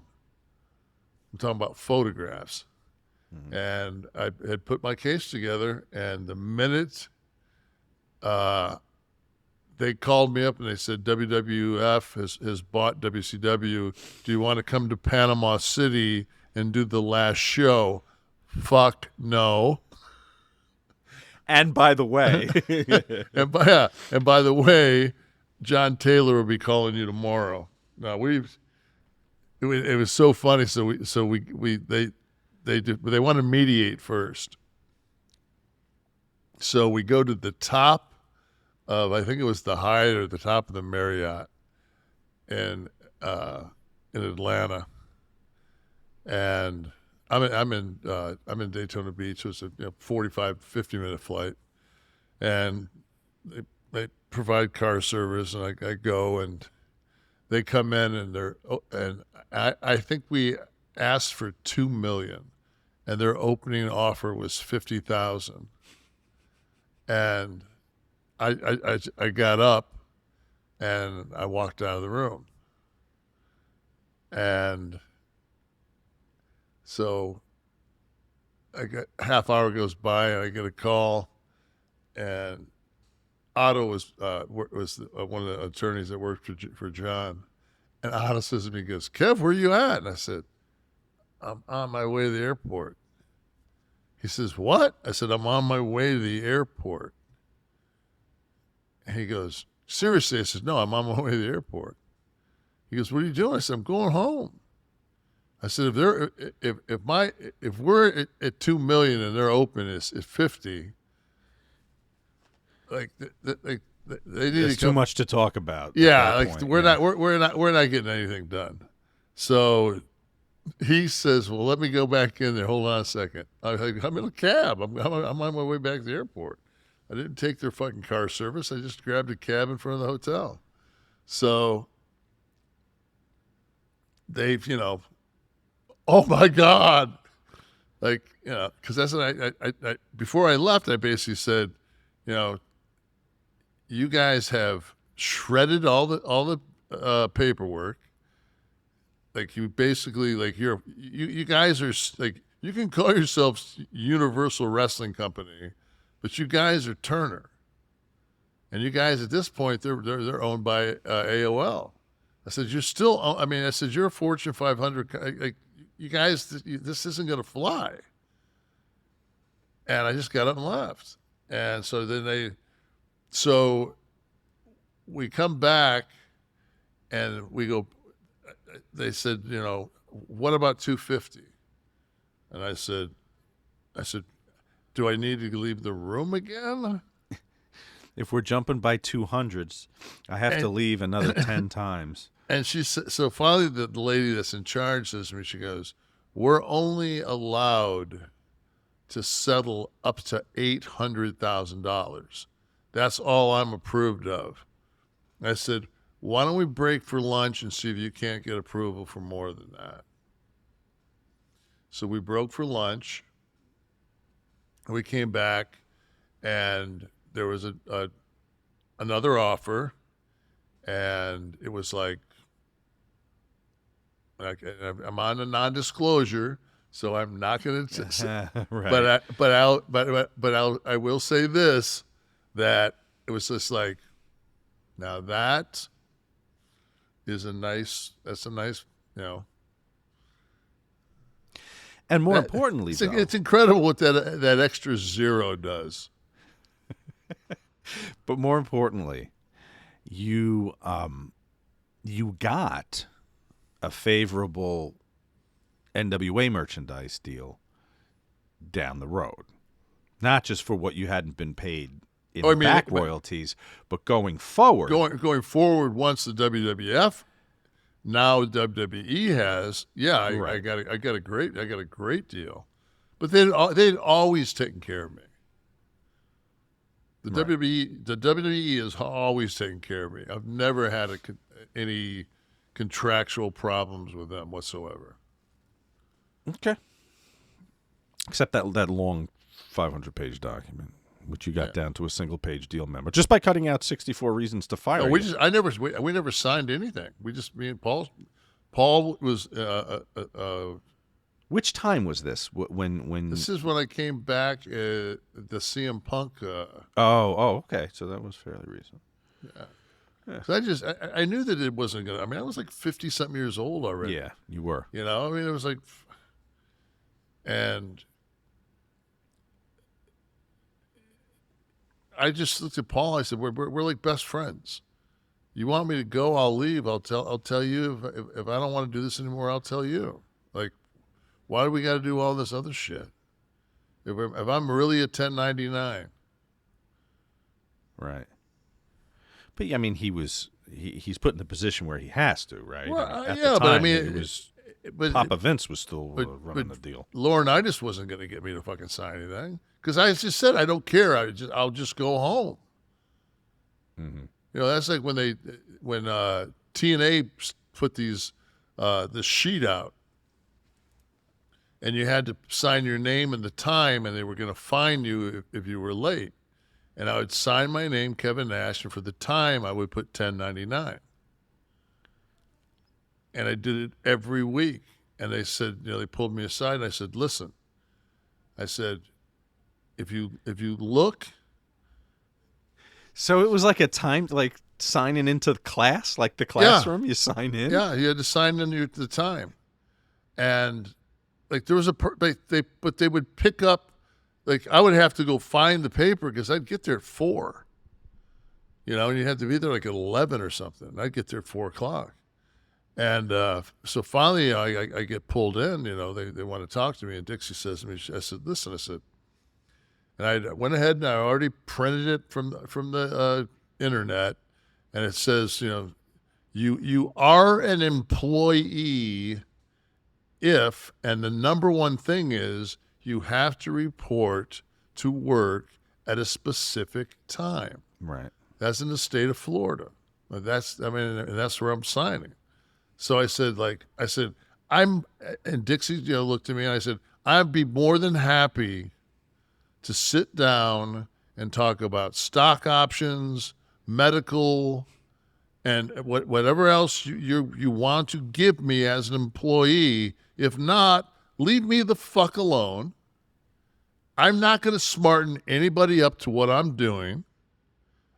Only person I'm worried about is me, because I'm an independent contractor."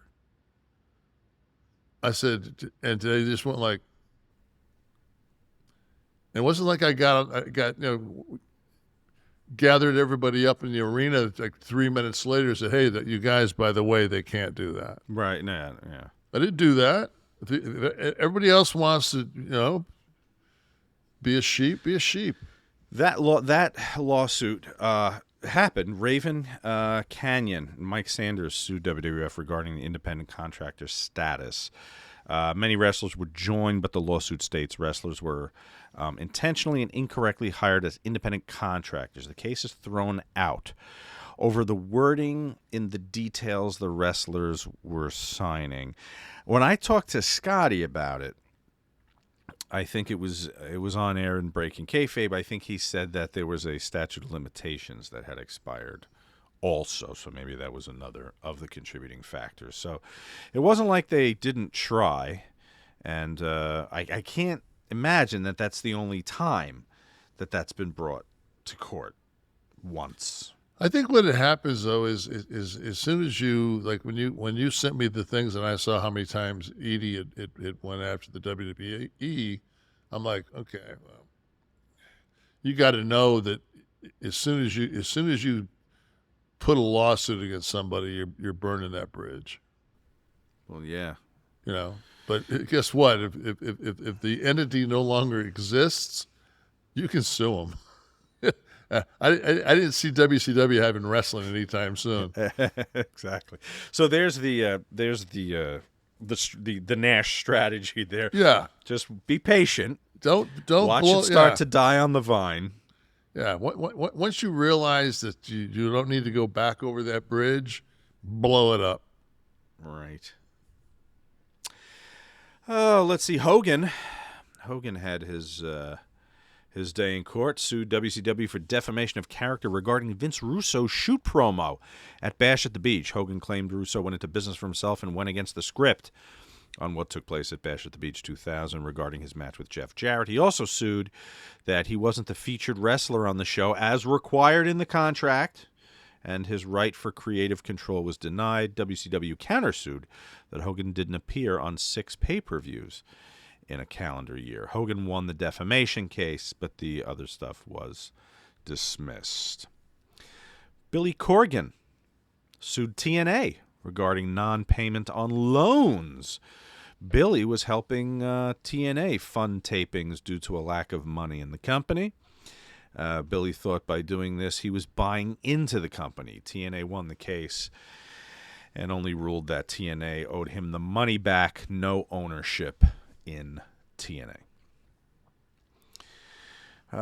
There was that racial lawsuit. WCW, Bobby Walker, Hardbody Harrison, and Sonny Onoo for racial discrimination. Walker stated Caucasian opponents were told to make black wrestlers look bad. Also said there was a pay scale difference.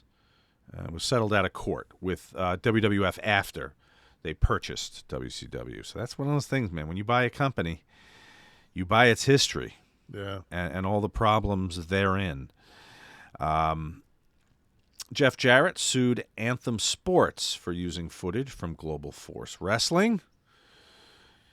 One of the hotter lawsuits in wrestling there. CM Punk and Colt Cabana sued each other regarding a lawsuit from their podcast.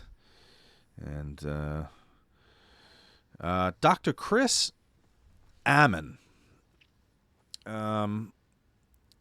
he sues Punk and Cabana regarding this particular podcast. Punk went on Cabana's podcast to talk about how he was never diagnosed correctly with a staph infection. And Dr. Chris sued both for defamation. The rumor and innuendo was that WWE was funding the lawsuit to get back at Punk. I don't know if that's true, but Punk and Cabana do win. I think that's a misprint. I think it was actually a yeast infection. Oh, didn't get that from the mat, though, probably. I actually want to ask you, how did you guys not get staph infections every other week with just like nicks and scrapes on the filthy mattress? What was the thing that mats that would go around? It was it was like scabies. There'd be like scabie outbreaks. Yeah. I remember one time they were cleaning. It was down at Log Cabin where they had the first power plant, and they were cleaning the mats, like the canvases, and oh my God, it was like if you took a white washcloth and went underneath your car and cleaned it, and then how many times you'd have to rinse it out. It was so disgusting. I was just like, oh God, we're on that. Yeah. That's why I always wore elbow pads. I was in long pants. I mean, I was as covered as I could be. Yeah. Yeah, I can't believe that you didn't hear more about that stuff just because of how filthy those mats are. And you're getting scrapes, and I mean, even if you're not getting color, and think of the amount of people that get staph infections in hospitals. yeah, where it's supposed to be sterile. Yeah, Exactly.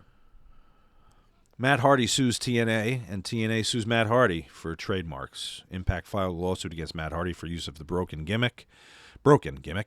Impact thought they owned the gimmick because it was used on their TV, but Matt Hardy is able to get the trademarks signed over to him. People don't know this, but Disturbed actually sued them both. The group? Yeah. Because I'm broken. Sid sues WCW's holding company after the sale for his injury from early 2001. He says that he was pressured into jumping off the second rope at a WCW pay-per-view, which would lead to his injury by Johnny Ace.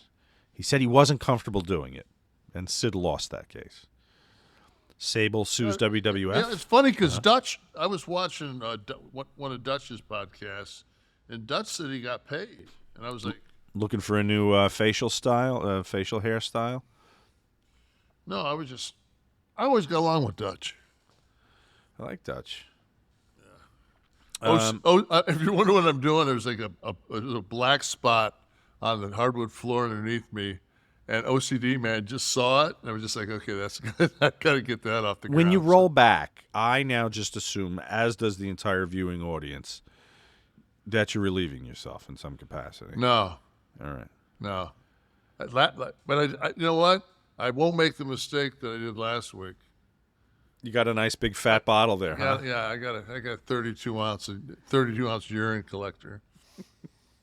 I had to bail, man. I was just like, I'm thinking like, it was almost like when it was that same thing as when you hold your piss for like the last 40 miles you drive to your house. The minute you hit your driveway and you hit the remote for the garage, it's like that door never moves any slower than right then. Right. And it's just like, and I've always planted bushes around so I could just pop out and piss. Getting gardening advice and everything today. Yes. Sable sues WWF for sexual harassment in 1999, trying to get out of her contract. She filed a $110 million lawsuit regarding sexual harassment. She sued that she was pressured to reveal her breasts on national television and that guys would punch holes in walls to see into the women's dressing room. Was this after she was a completely naked Playboy? Have to check that. This was 99. She wanted the rights to her name and also profits to future merchandise. It was settled. Nicole Bass. Okay, I have to. I'm looking here at the notes, and Dom put that it was ringworm, and that's what it was. It wasn't scabies. It was ringworm. Oh, that we used to get spreading throughout the locker room. Okay. Nicole Bass sues WWF $120 million over sexual harassment. She claims to have been groped by the Brooklyn Brawler. Now, all right. For believability's sake, would you choose Lombardi? Well, Not you. I'm talking about Nicole Bass. Maybe you. She's saying Lombardi chose her. No, I'm saying if you're going to cook up a lawsuit for sexual harassment. Yeah, because nobody. I mean, Nicole Bass was not. God bless her. Was not a very attractive human being. So, my first choice would be somebody with a white stick with a red tip. That'd be my first choice as the harasser. Then maybe after that, I'd go with, wasn't like John Cena was gonna, Right. Okay. Dawn Marie sues for wrongful termination regarding her pregnancy. She was told the job would be safe after she got pregnant. Then she was released, settled out of court. John Stossel for the smack sued WWE regarding Dr. D. David Schultz. Schultz actually, I guess he didn't pay any of the money because he sued WWF, but He was really the one that lost in that whole deal because he was let go from WWE when it happens, and I don't think he's hired elsewhere. I don't recall seeing him. That's such a great clip. The smack. Yeah. Yeah. I mean, that's so. I don't know him. I've never met him, but that got him over with me. You never hung with Schultz? No. Yeah, because he was out of the business after that. Blacklisted. He won. Stossel wins $450,000. Jerry Lawler sues WWF regarding the King gimmick in the late '80s here, when they were using it with Harley Race. I like this one. They the settlement, the result. Yeah. Right. Well, see, so he says that that he's the king of Memphis forever, and he sues regarding that trademark, and he's so fucking over in Memphis. They come back and say that WWF is never allowed to promote anyone else as the king in Tennessee until, of course, Lawler goes to WWE eventually. That's huge. That's right along how the about that? lines How about that whole the guy that lived in Graceland? Elvis? Didn't they call him the king? Right, but already being dead, he couldn't run the city anymore. So, That's true. But Harley Race could, and his ash. And so that's some of the True 7-time true world champion. I told that motherfucker. I told that motherfucker that the next time you see me, officer, will be in the parking lot of the arena. I am the main event. Next time you see him, he will be well rested, because I knew Harley Race would have been a big fan of chilly sleep, baby. Yes. Science tells us the best way to achieve and maintain consistent deep sleep is by lowering core body temperature. Temperature-controlled sleep repairs muscle after a hard day's work, and it improves cognitive function, so you'll always start your day feeling sharp and alert.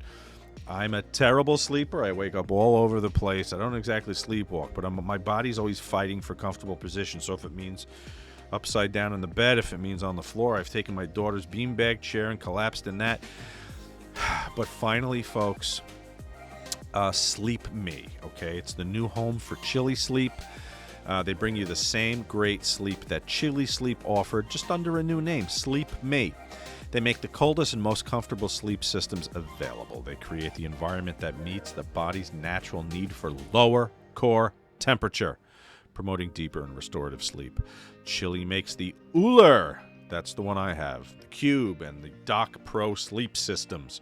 Water-based, temperature-controlled mattress toppers. They fit right over your existing mattress, and they provide your ideal sleep temperature. That right there, if you can see, if you're watching that app, that is right where you control it. In the middle of the night, just tap your phone. You can change that temperature right there, and it responds. And it responds quickly, okay, because it is circulating temperature-controlled water through your mattress. This is just amazing. I love it. It's like they answered my prayers in many ways. And they just launched the new Doc Pro sleep system, 2 times more cold power than the other models. Okay, it's whisper quiet, has a tubeless mattress. Head over to sleep.me/Kevin. One more time, sleep.me/Kevin to learn more and save 25% off the purchase of any new Doc Pro, Cube, or Uller sleep system. The offers available exclusively for Kliq This, the Kevin Nash podcast listeners. Guys, the holidays here. This would be great for your partner. So I got another use for this. So I trained like 3 days in a row, and I was just beat to shit. And we put a really high dollar. It's like a 7.5 foot 100 jet tub in our master, and it also has the ability, because it has a coil system, that if you set the water temperature 105, it stays 105. It doesn't get cold, you know. So I mean, But the thing is it probably takes 100 gallons to fill this thing. And it's always, to me, like from an echo, sense thing, it's just like, God, it's like so much water. Because anytime you get in a tub, you got to get out and take a shower. Yeah. So I actually turned the sleeper, I turned that thing up hot. Right. And laid on it for an hour.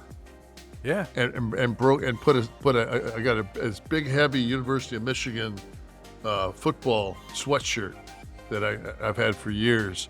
And I put that thing on and I sat back there, and I mean, I woke up and took a hot shower, and it was like, I was like, got all the knots out of me, so you can use it for a little recovery. Yeah, it's like a massive heating pad you could use it for. 'Cause Yeah. it goes all the way up to like 115 degrees Yeah. if you wanted to do that.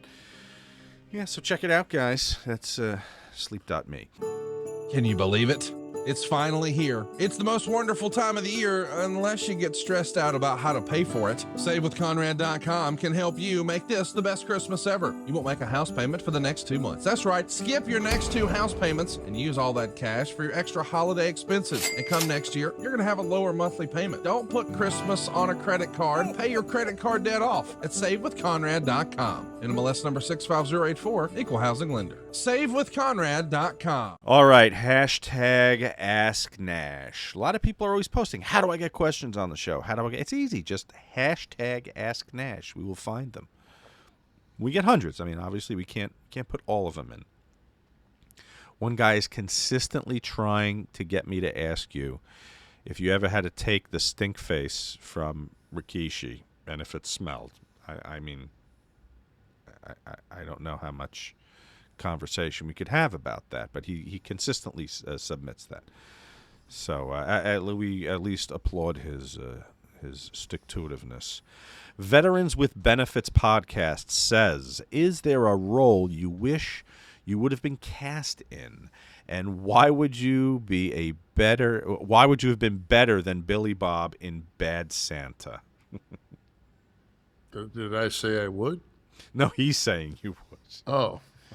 Or they are, the veterans. Is a role that, Money Penny. I thought I would have made a good Money Penny. What about the Colonel, the Hopkins, the Colonel? We've done that already, actually. Yeah, no, I'm too tall. James Leferink? We French? Hey, fellas, any chance Kev could discuss a story Mick Foley brought up on his podcast about an actress who didn't feel the need to pay for her dinner after a con because she used to act on silver spoons? I recall this. Mick and I, have been on the con scene for years. Mick's one of my favorite people on the planet, and one of it's always cool to hang out with people at those cons, because you go out to, like, Morton's or something like that, and everybody gets a dinner. But, like, I'm one of those people, man, that I absolutely cannot take, like, if you're going to be I know now it's just like separate checks. Like just separate checks, I don't care how much more problem it is, because I'm tipping you 30%. They might tip you 3%, but if you want 30% from me, just put my shit on a separate, because I'm drinking my wine. I'm not sharing my wine. So, and I'm sitting next to Mick, and this, like, we're putting money in, and it's like this girl that was on Silver Spoons, like, I have to pay? I used to be on Silver Spoons. I looked at her and I said, yeah, we used to all be something. Now we're doing cons. Like, fucking throw some money in, bitch. Wow. Like, are you kidding? Like, really? Silver Spoons? Well, and when your name is the girl from Silver Spoons, I mean, that's Exactly. a commentary on who at the table. And I don't remember what her name was either. But Now, were you a gentleman and reached over and paid her tab? fuck no, I got pissed. I called her out. Did you really? Fuck yeah. I said, we're all somebody. Like, throw some fucking ducats on the table there, babe. The only reason she didn't want to pay because she saw that everybody else had a line all day, and she didn't make no coin. She was going in the hole. Robert out of nowhere says, were you there for the Jeff Hardy saddest moment in TNA? I guess referring to the no condition to perform match with Sting. No. Okay. Was it there? David Van Bogelen. Kevin, what's the perfect dinner consist of for the Nash family? What about you, Sean, and the Olivers? You first, Kevin. I got to eat salmon three or four times a week. I mean, perfect or what I would want? Well, the perfect dinner. I mean, going out and If I could have a 14-ounce New York strip, rare, medium rare, no butter, no salt, a little bit of pepper, a baked sweet potato, dry, steamed green beans, and some red wine. perfect. Lovely. How about you? You know what? I'm kind of easy, so it depends where I am. Like right now, all I can think about is the Chinese food that's sitting upstairs waiting for me because this prick couldn't find my house before the show, and I had to go on air hungry. My daughter's the only one that ate. So my General Tso's chicken's calling me. But, of course, I love a good steak. A special occasion steak at one of the finer steakhouses.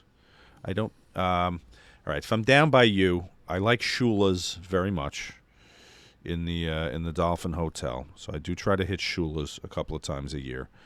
Let's see, I'm going to be in Maryland over Christmas at the National Harbor, and there's a... Steve, confirm it for me. Is it the Old Hickory or Old Hickory? I think it's called. That's a good steakhouse in the Gaylord National Hotel. But oh god, I had a mutton chop. You ever have mutton chop? It was massive at I'm drawing a blank. Was it pork? No, it's lamb, but it's a massive lamb chop. And treated just like a steak, medium rare. And, so what am I looking at there, Steve? Old Hickory. So, Old Hickory, what the hell is the place in Manhattan famous for the mutton chop? Steve, get on there. I want you to get a picture of this mutton chop. I took it. I don't have it on my phone. I don't accessible on my phone right now. It's like, it's like Secretariat's ball sack comes out. Sizzling on your plate. Very, very old establishment. Ceiling is covered in pipes. Okay.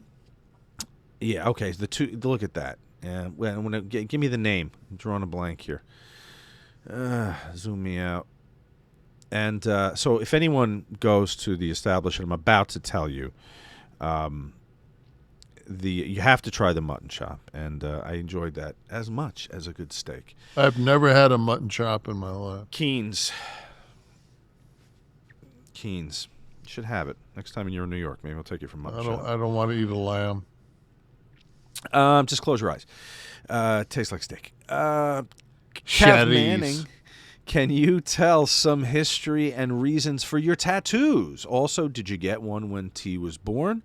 Or will you get a new one in tribute to him? When my father died, I got a Playboy logo in Italian flag colors because, yeah, you guessed it, he was Italian and a Playboy.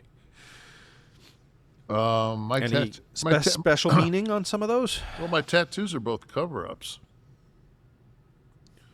I had a samurai on my forearm, and I had a tiger and a snake fighting each other. It was like in the army we got them.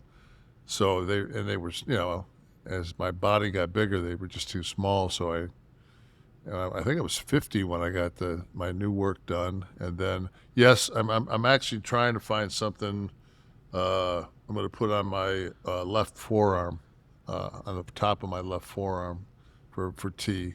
Because T was a huge ink guy. Yeah. Yeah, T loved that needle. So You got to find the right thing, man. Yeah, it's as I said, like right now, it's just like today is weeks. It's week 6, and it's just like Tamara and I had a long talk about Christmas. Because by now we start looking for, because we've always had a real Christmas tree, and I brought it up about 2 or 3 weeks ago. And I had this old silver Christmas tree, like an old school silver Christmas tree, like back from the 60s. And that's always upstairs. And we just said, because that was one of the things we did is T and I would always go out with as a family, we go out and pick the tree. But because T and I were both so tall, we could do a pretty, we could rifle through trees pretty fast. Because we're looking at and I would spin them. Dead spot in the back, dead. So it was, and the thing was my wife always wants to make everything. She's a lady. It's like everything's like it's got to be perfect, and it's just how can you possibly go under a tent and pick out a tree in 6 minutes? Because we got the perfect tree, and every year it would be perfect. Even if it wasn't, we have so many ornaments and everything else. And we got a bunch of really cool, she's got Swarovski crystal ornaments and all that. So she puts all those on, and me and T get to put all out. Like when he was a kid, he's got a bunch of Marvel ones, and so we have Elvis and different guitars and all this, and we just thought about it, and I said, man, I said, to me it would be too painful. And she said, no, I think it'll be okay. Then I think it was the last night or the night before, we were watching TV, and she just looked over and she goes, I'm with you on the tree. She says, no. I said, what if we put the silver one downstairs? She goes, yeah, but that's all his homemade. I said, yeah, that's the ones where they took the popsicle sticks and make a reindeer when they're little kids. And that has all those on it. And I said, let's just do that. Let's just put that up. And because I still want a tree because I like just tonight at nighttime just to have the lights on a tree is kind of cool. Mm-hmm. Yeah. I said, but to go through the whole process and him not be here, I said, it's just there's no way I could do it. So. Yeah, I don't think I blame you, but yeah, but it is a discussion, right? Because it's like the ornaments and all the things you talked about. That's a part of him too, right? Do you want to leave it in a box, or do you at least want it there? And I'm saying that rhetorically because I don't know. I'm not saying that rhetorically because I don't know what I would do. Especially when you've got my first Christmas up into last, he got an ornament every year, so he would now have 26 ornaments that are going to go on the and they're all Swarovski. It's just I'm sure there'll be a jump ball to put my first Christmas, that ornament on the fucking tree. It's like, nah. I said I don't want to do that. So now I'm thinking maybe we should just head down to the Keys for a couple of days. I was gonna say, in the times I've talked to you after, a few weeks afterwards, I said, do you have any desire to just get away for a little bit, just to wipe the slate clean? And I in no way mean wipe memories away, but you're walking in someone's literal footsteps every day. Yeah. And getting a week away from that might, yeah, and it's weird, because it's there's so many places that we love to go to, that are all places that we never did anything that it wasn't the three of us, except Disney. Like my wife always goes to Disney with my son. I've never. I remember one time I went back in our heyday, and that's back when people had the video cameras that were the size of a fucking suitcase. And I turned around and there's 18 people walking behind me with these cameras. Yeah. And it was like, and traumatized T. You know, he was just like, what are these people? I remember one time when we lived in Arizona and we got into a mall and these people just stormed me, and I put my son up on my shoulders just to get him away from the people. And he said he remembers that, like, you know, he used to say, remember we were by that Mexican restaurant, he said, you even kept me on your shoulders going up the escalator. I'm thinking, yeah, it sounds something right that I'd fucking do. Yeah, but he had that thing about crowded spaces too, right? He hated it, man. Yeah. So it was just so. Well, yeah. The first everything is going to be these discussions. The first Christmas, the first birthday, the first New Year's. Well, we just had the first Thanksgiving. Yeah, you did. And that was. It was what it was. You stayed home? Oh, yeah. See, I would have had to get the fuck out, I think, particularly on Thanksgiving. And the thing is, you know, if you go out someplace, you're going to run into somebody that goes, oh, I heard. You know, it's like it gets to the point where you've got the grieving thing kind of not in any form. I mean, you're not breaking down, but people see you break down. So you end up now you're going out someplace and you're comforting people. And it's like, that's not cool. Mm-hmm. So just like, I just assumed, like Tamara and I we just fucking spend, she goes and does her thing. Like she did Pilates this morning. I think she did acupuncture. Then she was home. And then I didn't work out today because I was too fucking sore. And, I just kind of jotted some stuff down for this, and I watched some TV, and then we watched, like, you know, the weather got real shitty down here, like 3 o'clock, like where it looked like there was going to be tornadoes. So I put the Weather Channel on. The next thing I know, it's 5:30, and you know, it's getting ready to come down here, and it's just like I usually I go to the gym and I come home. I don't go anywhere. Mm-hmm. And I'm sleeping in his bed. I know. You know, and it's just like every morning when I wake up, I put my feet exactly where they pulled him off that bed and started his heart. And it's just like every morning I see that vision. I see it 15 times a day in my head. And but should you maybe get out of there? No. I know why you're doing it, and I understand that. But it's weird. If you put it on the scale, does it cause more pain? I think at this point right now, it's like I couldn't be in more pain. You know, so just like I don't know.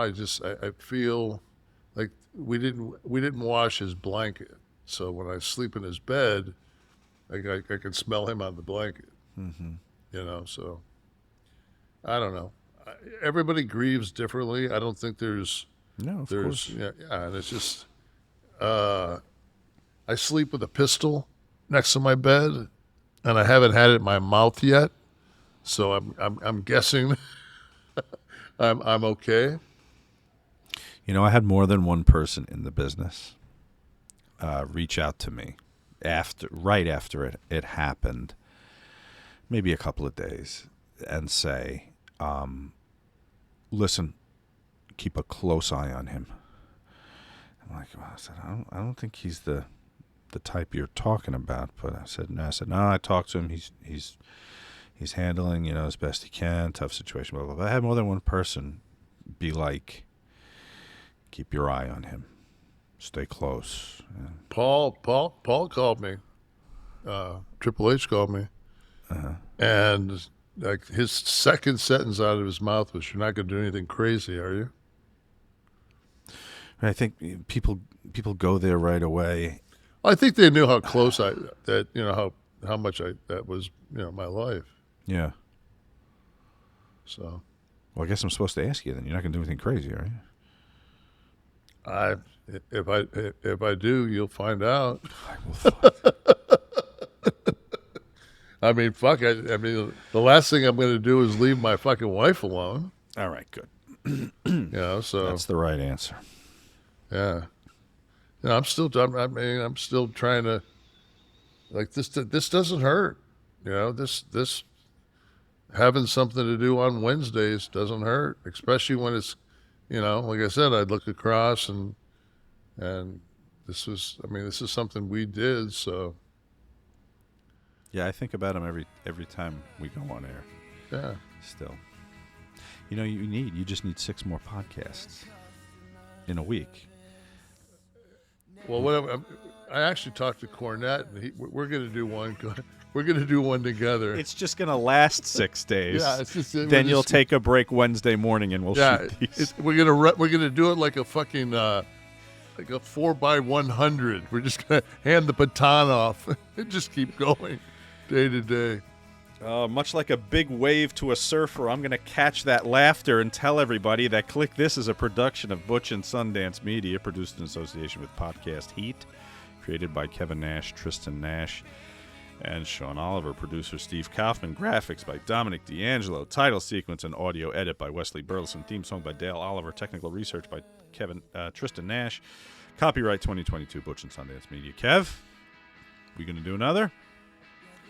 Well, I think tomorrow we're gonna talk a little Starcade.